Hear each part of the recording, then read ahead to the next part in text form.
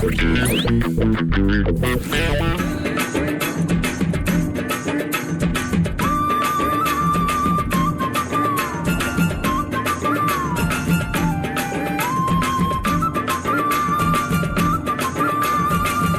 மீன் நானுங்க வஞ்சர மீன் நானுங்க இயேசு ராஜா விரும்புகின்ற रीमा, आजकल तुम हमेशा फिश टैंक के पास क्यों बैठी रहती हो? भैया देखो, पापा ने ये सुंदर सा फिश टैंक लाया ना जब हमने मांगा उनसे, तो पता है कि मैं सारा दिन मछलियों से बात करती हूँ। हमेशा मछलियों से बात करती हो? ऐसा मत करो।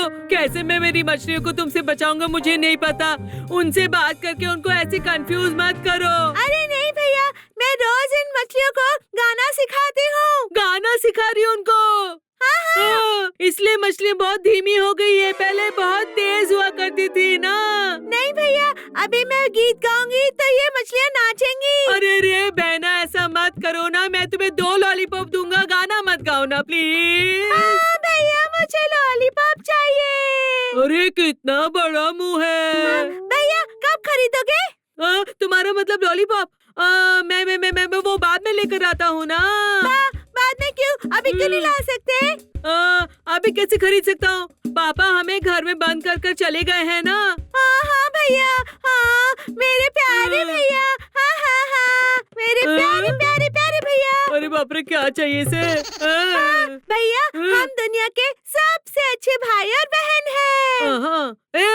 हम सबसे बढ़िया नहीं है, हमसे भी बढ़िया भाई और बहन है, तुम्हें पता है? भैया भैया हमसे भी बेहतर। हाँ प्यारे। हाँ दयालु। हाँ कौन है वो लोग? हाँ, वो तो मेरे बेस्ट फ्रेंड्स हैं, और ये रहे वो टोंग टोंग टोंग।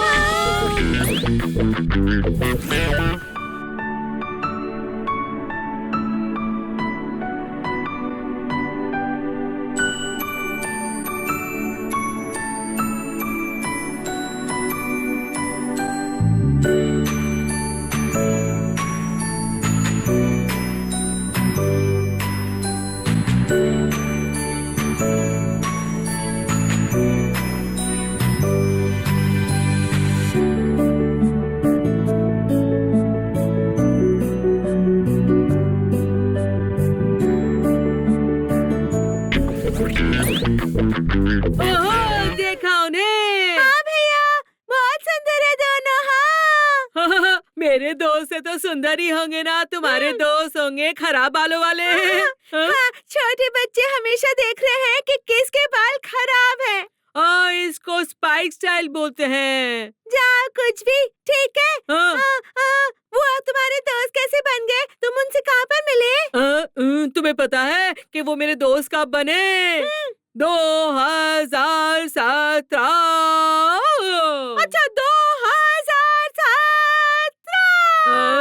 मैं तो मजाक कर रहा था, लेकिन तुम भी मेरा मजाक उड़ा रही हो। मैं पापा को बता दूंगा, समझी ना? नहीं भैया, 2017 ना है ना? हाँ, उस समय एंजल टीवी में। हाँ मुझे याद है, शिविर आयोजित किया था ना। अरे वाह, तुम्हें कितने अच्छे से याद है, कितनी अच्छी लड़की हो। उसी शिविर में मैं अपने दोस्तों से मिला था। मैं भी तुम्हारे साथ उस शिविर में थी। मेरे जाने बिना तुम्हारे दोस्त कैसे बन गए? हाँ, तुम थी तो वहाँ पर, लेकिन तुम वहाँ पर केक और जूस मिल रहा था, वहीं पर बैठी थी ना। ये तो उसने बिल्कुल सही कहा। ठीक है, मुझे उनके बारे में ज्यादा बताओ ना भैया। हाँ, मैं कह रहा था ना, वो अच्छे से प्रार्थना करते, आराधना करते, गाना गाते थे। मैंने ब्रेक में उनसे पूछा, तुम इतनी अच्छे से आराधना करते हो, कैंप में तुम्हारे साथ क्या हुआ है? ऐसे मैंने पूछा ना उनको। अचानक से उन्होंने मुझे अपने घर पर बुला लिया। उनके घर पर? हाँ। अरे वाह, तो तुम उनके घर पर गए थे? हाँ। मुझे इसके बारे में पता नहीं था। रुको मैं मम्मी को बताती हूँ। मैं मम्मी पापा की परमिशन के साथ गया था। अच्छा, तो मुझे तो नहीं लेकर गए। सुनो ना, जब मैं उनके घर गया था मुझे बड़ा मजा आया था, बहुत बढ़िया अनुभव था। उनकी मम्मी ने मुझे बहुत नाश्ता खिलाया, बहुत जूस पिलाया, बहुत खाने को दिया। मजा आया। भैया, मुझे अभी इसी वक्त उनके घर लेकर जाओ ना। मैं तुम्हें वहाँ नहीं ले जाऊंगा। तुमको वहाँ ले गया तो तुम उनका किचन खाली कर दोगी। अच्छा सुनो, जब मैं वहाँ गया था ना, मुझे समझ में आया कि मेरे दोस्तों ने बहुत सारे दर्शन देखे हैं और मैं तुम्हारे लिए वो वीडियो लेकर आया हूँ। अरे वाह, मेरे लिए वीडियो लाए, मुझे दिखाओ ना। हाँ चलो चलो अभी दिखाऊं। पहले उनके दर्शन देखते हैं और उनका अभिषेक कैसे हुआ ये सुनते हैं ना।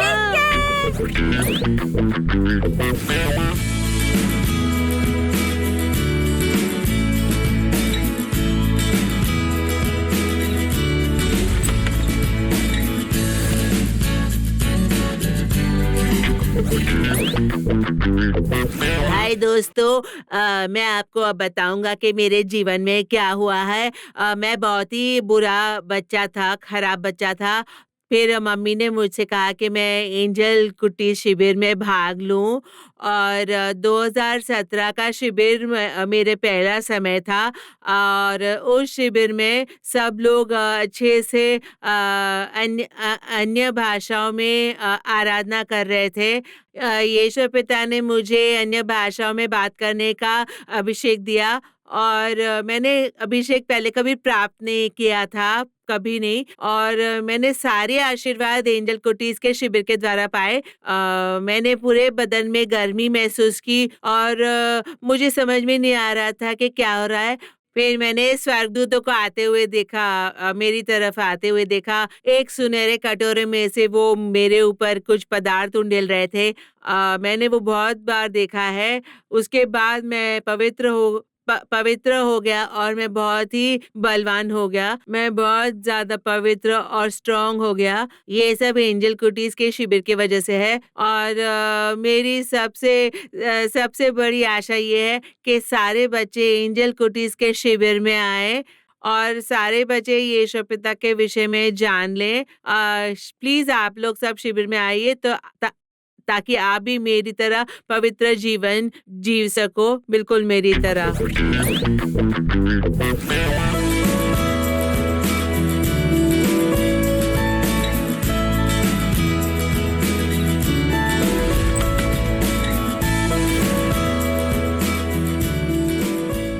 प्रभु की स्तुति हो। प्रभु के पवित्र नाम की स्तुति हो। मेरी शादी 2006 में हुई थी और 2006 में ही मेरी शादी प्रभु की महिमा और प्रभु के अनुग्रह के साथ भरी थी। और प्रभु के अनुग्रह से 8 महीने के बाद मैं गर्भवती भी हो गई। और उसके 3 महीने बाद पता है क्या हुआ मेरे साथ? बिना कोई कारण से मेरा गर्भपात हो गया और मेरे दिल में बहुत सारे सवाल थे। मुझे ऐसा लगा कि प्रभु मेरे जीवन के साथ ऐसा कैसे होने दे सकते हैं। और बहुत सारा कंफ्यूजन हुआ था और मुझे बहुत सारा डिप्रेशन हो गया था। मैं परेशान थी। साथ साथ मेरे शरीर में बहुत सारी समस्याएं थी और मुझे बहुत सारी बीमारियां भी हो गई। जब मैं डॉक्टर से मिली, मुझे बताया गया कि मुझे थायराइड है, डायबिटीज है, हाई कोलेस्ट्रॉल है, टीबी है, ये सब है। और जितनी भी बीमारियां हैं, मुझे कहा गया कि वो सब मुझे हैं। पहले डीएनसी ट्रीटमेंट के बाद जब मैं घर पर लौटी, मेरे दिल में जो बहुत सारी चीजें थी उसके विषय में प्रभु ने मुझसे बात की। उस समय मेरे पति मेरे रूम में आए और उन्होंने कहा कि वो मुझसे कुछ बात करना चाहते हैं। मैंने कहा पहले आप बोलोगे कि पहले मैं बोलूं? तो उन्होंने कहा कि पहले तुम बोलो, ऐसा कहा। फिर मैंने कहा कि अगर मैं दोबारा गर्भवती हुई और हमें बच्चा हुआ तो हम उसका नाम जोसेफ रखेंगे, ऐसा मैंने उनसे कहा। उन्होंने मुझसे कहा कि मैं भी तुमसे यही बात करने के लिए आया था। मेरा डीएनसी हुआ उसके अगले दिन ही उन्होंने कहा कि यदि प्रभु ने मुझे एक और बच्चे का आशीर्वाद दिया तो हम दोनों उसका नाम जोसेफ रखेंगे। और हम दोनों मेरी अगली प्रेगनेंसी को लेकर बहुत ज्यादा कंफ्यूज थे और फिर भी हमने वो डिसीजन लिया था। और उसके बाद एक बहन ने हमारे घर आके प्रार्थना की और हमें वादे वाला वचन दिया कि मैं तुम्हें शमूएल दूंगा। उनके कहने के 1 महीने के अंदर ही प्रभु के अनुग्रह के साथ मैं फिर से गर्भवती हो गई। ये एक अविश्वसनीय चमत्कार है क्योंकि मेरे जो रिपोर्ट्स थे वो सब मेरे शरीर के विरुद्ध आए थे। गर्भवती होने के बाद पूरा समय हर एक दिन मैं घबराई हुई रहती थी। कहीं बच्चा फिर से न गिर जाए, कहीं बच्चा फिर से न मर जाए, इस तरह से मैं घबराती थी। और ज्यादा से ज्यादा उस समय मेरे पति मुझे प्रार्थना के साथ सहारा देते, मेरी मम्मी मुझे सहारा देती। सब लोगों की प्रार्थना के द्वारा प्रभु ने मेरे होने वाले बच्चे की रक्षा की। और इन सब कॉम्प्लिकेशन के बीच में प्रभु ने मुझे आशीर्वाद दिया और जनवरी की 1 तारीख को मैंने एक प्यारे से लड़के को जन्म दिया प्रभु के अनुग्रह से।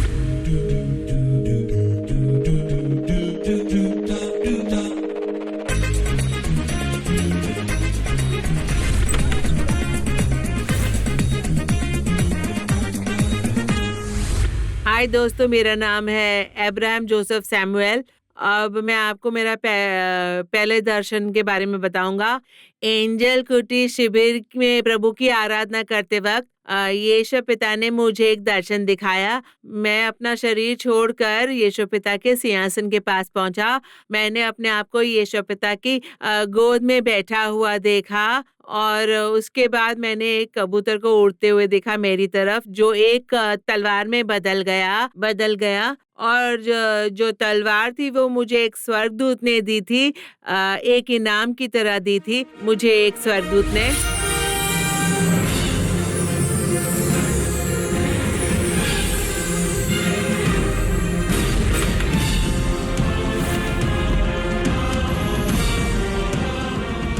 अब मैं मेरा दूसरा दर्शन बताऊं। यीशु पिता ने सब एंजल कुटीज को आशीर्वाद दिया और उन सबको अन्य भाषाओं का अभिषेक प्रदान किया। मैंने देखा कि वो सबको अभिषेक प्रदान कर रहे थे। दोस्तों, ये दूसरा दर्शन है जो मैंने देखा था।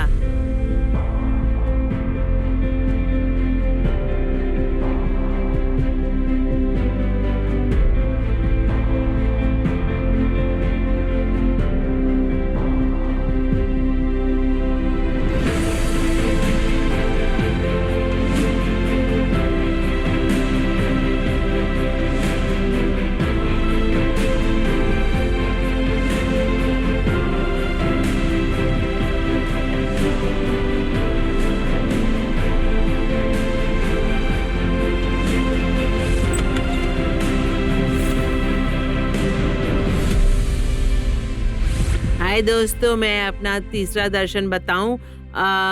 मैं यीशु पिता से एक लंबे समय से यीशु पिता को कह रहा था कि वो मेरे परिवार को आशीर्वाद दे। और मैं सब बच्चों के साथ और मम्मी के साथ प्रभु की आराधना कर रहा था और मैंने यीशु पिता को आते देखा और उन्होंने सब बच्चों को आशीर्वाद दिया। ऐसा मैंने होते हुए देखा और मैं समझ गया कि प्रभु सब बच्चों की रक्षा कर रहे हैं। ऐसा समझ गया मैं खुश हूँ कि यीशु पिता ने मुझे ये दिखाया और उनका धन्यवाद।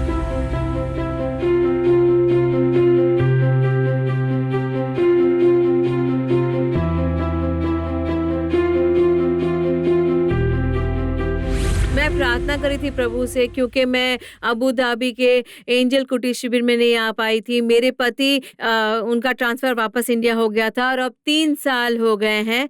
3 साल से मैं मेरे बच्चे और मेरी बहन के बच्चों को एंजल कुटीज में ले जा रही हूँ। मैंने बहुत सारे बदलाव देखे हैं और मैंने मेरे बच्चों के जीवन में बहुत सारे आशीर्वाद भी देखे हैं। जो बच्चे दर्शन देख पा रहे हैं, उनका अभिषेक हुआ है और वो अन्य भाषाओं में बात कर पा रहे हैं। और मैंने बहुत सारी अनपेक्षित चीजें होते हुए देखी है मेरे बच्चों के द्वारा। और एंजल कुटीज शिविर के इस तीसरे साल में बहुत सारी महान चीजें प्रभु ने उनके जीवन में की है। प्रभु के अनुग्रह से वो बहुत सारे दर्शन देख पाए हैं।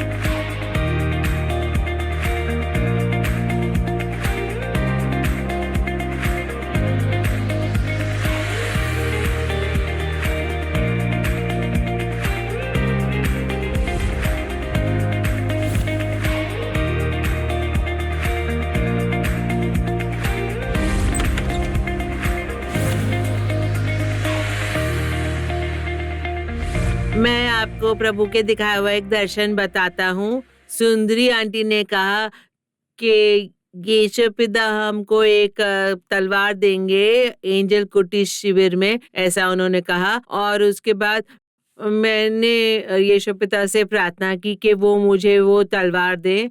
इस तरह से मैंने बहुत प्रार्थना की यीशु पिता से। फिर उसके बाद उन्होंने मुझे एक बहुत ही बड़ी तलवार दी। मैं यीशु पिता का धन्यवाद करता हूँ। उसे कैसे इस्तेमाल करना है ऐसा पूछा मैंने, तो उन्होंने मुझे एक दर्शन के द्वारा प्रभु ने मुझे समझाया। फिर मैंने एक बहुत ही बड़ी तलवार देखी और यीशु पिता ने मुझे बताया कि शैतान को उससे कैसे मारना है। मैं यीशु पिता का उसके लिए धन्यवाद करता हूँ।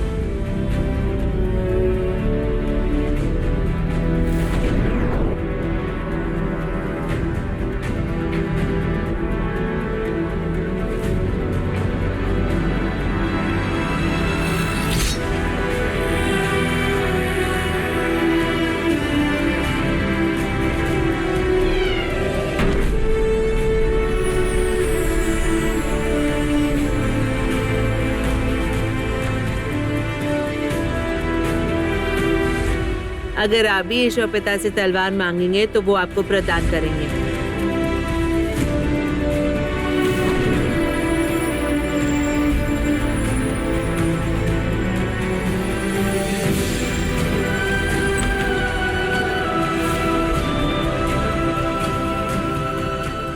मेरा अगला दर्शन मैं आपको बताता हूँ। सुंदरी आंटी ने एंजल कुटीर शिविर में कहा हमसे कि सबके कानों में आकर यीशु पिता बात करेंगे। और उसके बाद जब मैं प्रार्थना कर रहा था तो यीशु पिता ने मुझसे कहा, बेटा तुम बिल्कुल भी व्याकुल मत हो और तुम बहुत भयभीत हो रहे हो, पर मैं तुम्हारे साथ हूँ, तो तुम चिंता क्यों कर रहे हो। तो इस बात से मुझे बहुत खुशी हुई और मैं इसके लिए यीशु पिता का धन्यवाद करता हूँ। मैं बहुत खुश हूँ कि यीशु पिता ने मुझसे बात की। मुझे बहुत अच्छा लगा और मुझे यहाँ बहुत गर्मी महसूस हुई वहाँ। मैं यीशु पिता का धन्यवाद करता हूँ। जब वो छोटी सी उम्र में स्कूल गया था, पहली बार मुझे बहुत डर लग गया था कि कौन साथ होगा, कौन उसके साथ उसको क्लास ले जाएगा। और एक दिन मैं अपने घर में घुटने टेक कर रोते हुए प्रभु से प्रार्थना कर रही थी कि यीशु पिता मेरे बच्चों का ध्यान रखिए, आप ही रख सकते हो सिर्फ। और इस दिन वो आया और उसने कहा कि मम्मी मैं क्लास नहीं पहुंच पाया था, मुझे ले जाने वाला कोई नहीं था, पर किसी ने आके मेरा हाथ पकड़ा और मुझे क्लास में छोड़ के गए, मेरे क्लासरूम में छोड़ के गए कोई। उसके बाद मैंने उस व्यक्ति को कहीं नहीं देखा, ऐसा उसने कहा। तो मुझे समझ में आ गया कि स्वर्गदूत मेरे बच्चों का ध्यान रख रहे हैं और मैं बहुत खुश हो गई उससे। प्रभु है और प्रभु के स्वर्गदूत हैं और वो सब उसकी रक्षा कर रहे हैं, ऐसा मुझे महसूस हुआ।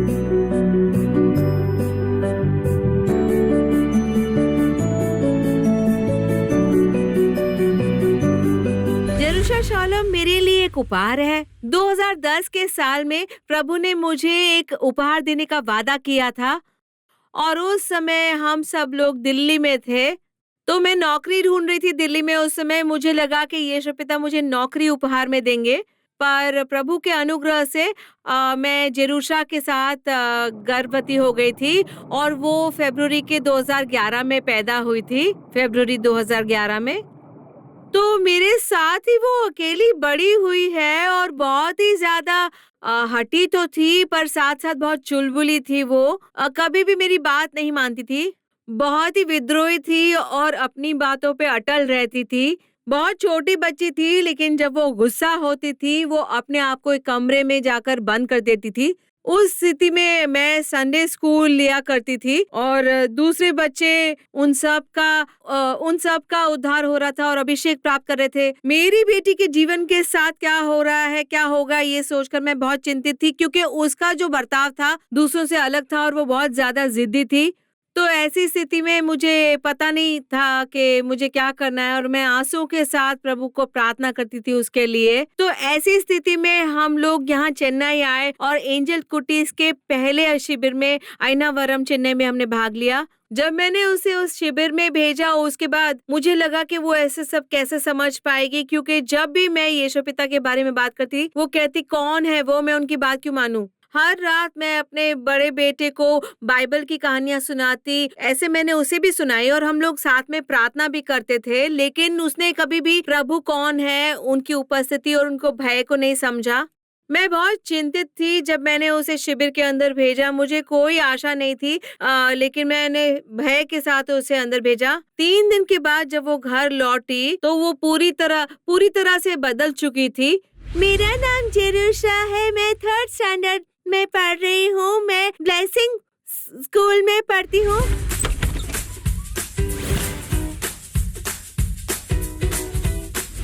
जब मैं एंजल कुटीज शिविर में गई थी, मैंने एक दर्शन देखा। उस दर्शन में मैंने बहुत सारे स्वर्गदूत देखे थे और मैं यीशु पिता के साथ बीच में थी। जब शैतान आया तो मैंने उसे मार गिराया और मैं बहुत खुश हूँ इस शिविर में आकर और आराधना करके। धन्यवाद यीशु पिता मुझे नए दोस्त देने के लिए। उसके बाद उसका एक प्रार्थना का जीवन हुआ और वो मेरी कही हुई सब बातों को मानती थी। तो मैंने उसके जीवन में एक आज्ञाकारीपना देखा और सबसे बड़ी बात तो ये है कि जब भी हम उसको पूछते तो वो कहती कि मुझे सबसे पहले यीशु पिता चाहिए, ऐसा ही कहती रहती थी। जब हम अपने बच्चों के जीवन की तरफ देखते हैं तो कुछ चीजें उनके दिल में से आनी चाहिए, हमारी सलाह के अनुसार नहीं आनी चाहिए। तो ये सब बदलाव मैंने उसके जीवन में देखा, बहुत से बदलाव देखे। वो बहुत ज्यादा स्पष्ट है और उसे अपने प्रभु पे बहुत भरोसा है कि प्रभु उसके साथ है, उसे कोई चीज का भय नहीं है, अंधेरे का भी नहीं। यीशु पिता मेरे साथ है, ऐसा ही वो कहती। हमेशा ये भी कहती कि यीशु पिता मेरे साथ है, मुझे साहसी होकर आगे बढ़ना है, ऐसे कहती वो। तो इस तरह के महान बदलाव के लिए मैं यीशु पिता का धन्यवाद करती हूँ।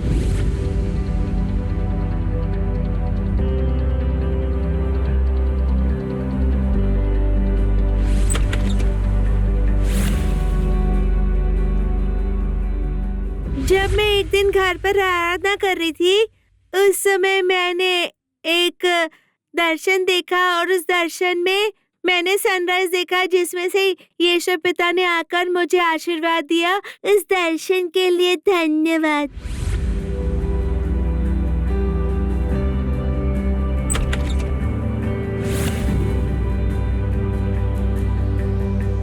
घर पर प्रभु की आराधना करते वक्त मैंने एक दर्शन देखा और उस रात में यीशु पिता आए, आसमान से नीचे आए और उन्होंने मेरा हाथ लिया और मुझे एक बेंच पर बिठाया।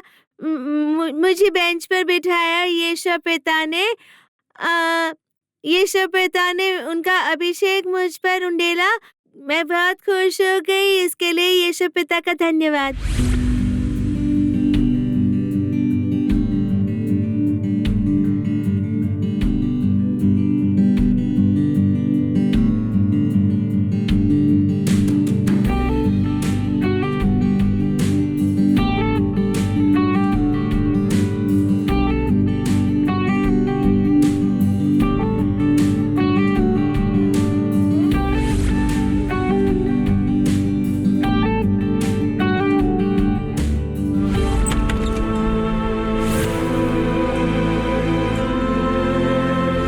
दोस्तों, आप सबने हमारी गवाही सुनी ना।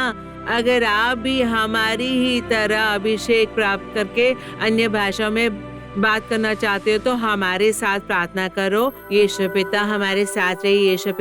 यीशु पिता अपना अभिषेक सारे बच्चों पर उंडेलिए जो ये कार्यक्रम देख रहे हैं, उन्हें अभिषेक प्राप्त हो अन्य भाषा में बात करने का। हमारे साथ रहिए यीशु पिता जो बच्चे कार्यक्रम देख रहे हैं वो सब बहुत ही मुश्किल में, यीशु पिता उनके साथ रहिए, उनकी मदद कीजिए, उनको कष्टों में से निकालिए। यीशु पिता उनको आशीर्वाद दीजिए और उनको रखिए यीशु पिता, अपने पास रखिए, अपने लहू के किले में यीशु पिता सुरक्षित रखिए। यीशु पिता अब सारे बच्चों को अन्य भाषाओं में बात करना चाहिए यीशु पिता। हाँ यीशु पिता, उनको दर्शन देखने चाहिए यीशु पिता, उनकी मदद कीजिए दर्शन देखने में यीशु पिता। हाँ यीशु पिता उन सबको अन्य भाषाओं में बात करनी चाहिए यीशु पिता, उनको बुद्धिमत्ता प्रदान कीजिए यीशु पिता। हाँ यीशु पिता सबको सुरक्षित रखिए यीशु पिता में अभिषेक प्रदान कीजिए यीशु पिता, हमें अंतिम समय का अभिषेक प्रदान कीजिए यीशु पिता, हमें अपने साथ रखिए यीशु पिता के नाम से प्रार्थना करते हैं, आमीन। ए रीमा,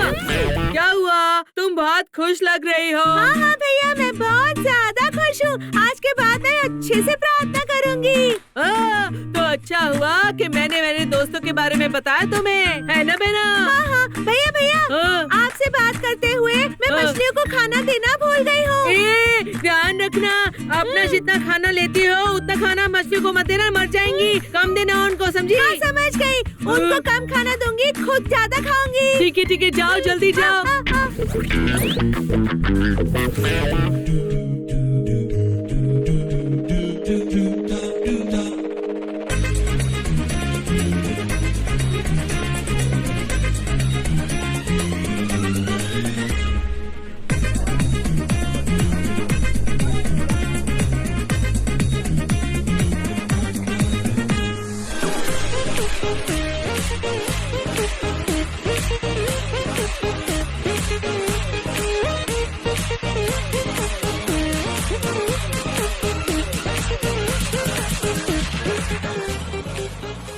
इसी प्रकार अगर आपके बच्चों को भी कोई आत्मिक अनुभव हुआ है तो उनके बारे में और उन्हें हुए दर्शन के बारे में हमें आप लोग जल्द से जल्द लिखकर भेजिए।